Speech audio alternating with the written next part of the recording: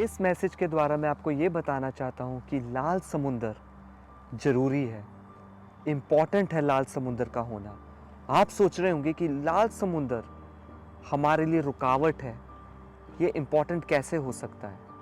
लाल समुंदर की कहानी आप सब जानते होंगे। क्या हुआ था लाल समुंदर पे? जब परमेश्वर अपने लोग जो इज़राइली लोग थे, उनको जब मिस्र की गुलामी से छुड़ाया, जो कि मूसा के द्वारा छुड़ाया, तो इज़राइली लोग लाल समुंदर के सामने आके खड़े हो गए। इससे पहले इज़राइली लोग मिस्र के गुलाम थे, वो एक बॉन्डेज में थे, वो एक बंदिश में थे और वो उस गुलामी में सेटल हो गए थे। लेकिन परमेश्वर ने अपने लोगों पे दया की और मूसा के द्वारा अपने लोगों को वहाँ से निकाला। और जब इज़राइली लोग मूसा के साथ उस देश से, जो कि मिस्र से निकले, वो वहाँ पे एक समुंदर के सामने जाके खड़े हो गए, जो था लाल समुंदर। ये एक परमेश्वर की योजना थी कि जब इज़राइली वहाँ से निकल के आएँ, जब इज़राइली मिस्र से छुड़ाए जाएँ, तो वो इस रास्ते से आएँ जहाँ पे लाल समुंदर होता है। और जब वहाँ पे आके वो खड़े हुए, उन्होंने देखा कि आगे कोई रास्ता नहीं है, आगे समुंदर है। और जब उन्होंने पीछे मुड़ के देखा, उन्होंने देखा कि मिस्र की सेना उनका पीछा कर रही है, उनको मारने के लिए। इज़राइली लोग डर गए, वो घबरा गए और उनको कुछ समझ नहीं आ रहा था कि वो किस तरफ जाएं। आगे भी रास्ता नहीं है, पीछे सेना आ रही है उनको मारने के लिए। और उनको वहाँ पे महसूस हुआ कि वो वहाँ पे फंस चुके हैं। वो डर गए और उन्होंने अपनी आंखें परमेश्वर से हटा के सिचुएशन पे लगा दी और वे मूसा से कहने लगे, क्या मिस्र में कब्रें ना थी जो तू हमको वहां से मरने के लिए जंगल में ले आया है? तूने हमसे ये क्या किया कि हमको मिस्र से निकाल लाया? जब आप देख रहे हैं यहाँ पे इज़राइली लोग जो थे, उनका रिएक्शन क्या था इस सिचुएशन में, इस सर्कमस्टांसेस में। उन्होंने जब देखा कि कोई रास्ता नहीं है, वो बुड़बुड़ाने लगे, वो कंप्लेन करने लगे, वो गुस्सा करने लगे और वो मूसा को कहने लगे, तू हमें यहाँ क्यों ले आया? क्या मिस्र में कब्रें नहीं थी? हमें यहाँ मरने के लिए क्यों लेकर आया? वहाँ पे जो इज़राइली लोग थे, वो वहाँ पे परमेश्वर के खिलाफ बुड़बुड़ा रहे थे, वो वहाँ पे मूसा के खिलाफ बुड़बुड़ा रहे थे। और वो परमेश्वर की गुडनेस को ना देख के, परमेश्वर की दया को ना देख के, परमेश्वर की महानता को ना देख के, वो मिस्र को, अपनी गुलामी को याद कर रहे थे।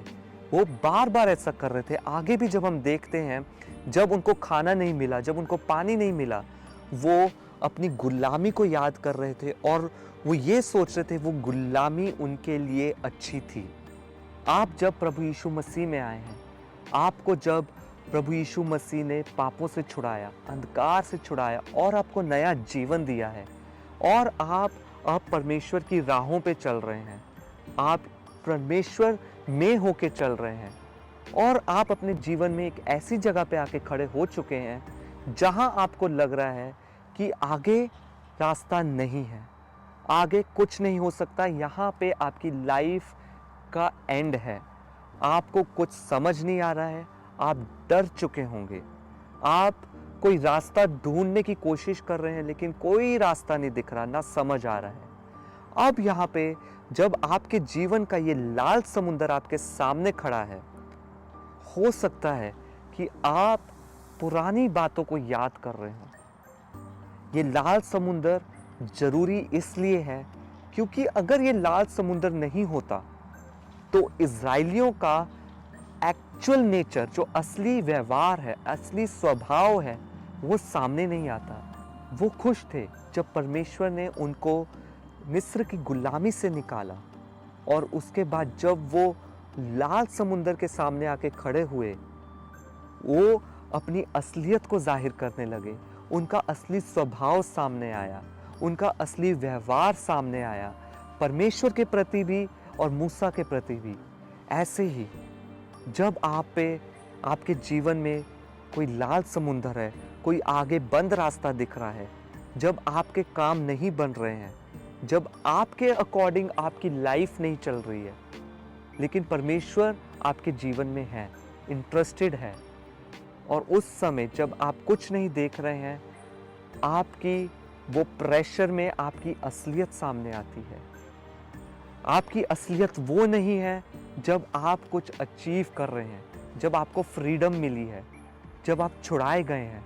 आपकी असलियत जो आप एक्चुअल में हैं, वो तब सामने आती है जब आप प्रेशर में होते हैं। आपको कुछ समझ नहीं आता है कि यहाँ पे करना क्या है, तो आप परमेश्वर के अगेंस्ट में बोलने लगते हैं, उसकी योजनाओं पे शक करते हैं और मनुष्यों के साथ भी आपका व्यवहार बदल जाता है। जब तक सब सही चल रहा होता है, आपका व्यवहार, आपका रिएक्शन, रिलेशन सब कुछ नॉर्मल होता है, आप खुश होते हैं। लेकिन जब आप पे प्रेशर आता है, जब आपके काम नहीं बन रहे होते हैं, आपका सारा एनवायरनमेंट बदल जाता है। आप दूसरों के साथ कैसा रिएक्ट करते हैं, आपके रिलेशनशिप कैसे फ़र्क हो जाते हैं। आपकी असलियत वो लाल समुंदर जाहिर करता है। यहाँ पे ये होना चाहिए था कि जब इज़राइली लोग लाल समुंदर के सामने खड़े हुए हैं, उन्होंने पहले भी परमेश्वर के बड़े-बड़े चमत्कारों को देखा है मिस्र में, कि परमेश्वर ने क्या-क्या चमत्कार किए, उनके सामने किए, उन्होंने एक्सपीरियंस किया।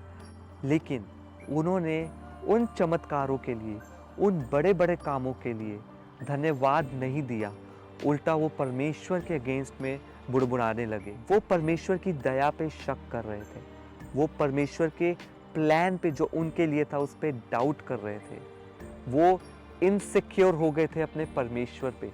परमेश्वर के प्यार में थे, लेकिन वो इनसिक्योर हो गए थे और वो परमेश्वर के प्यार को नहीं जानते थे। ऐसे ही जब आप परमेश्वर में हैं, आप लाइफ में कोई भी पॉइंट पे क्यों ना खड़े हो, आप इज़राइलियों जैसे मिस्र को याद ना करें। बहुत बार होता है जब आपके ऊपर प्रेशर आता है, आप मन में भी सोचते होंगे कि वो दिन अच्छे थे, मैं जब वो पाप में था, मैं जब उन दोस्तों के साथ था, उन लोगों में था, जब मैं ये करता था, वो जीवन मेरा अच्छा था।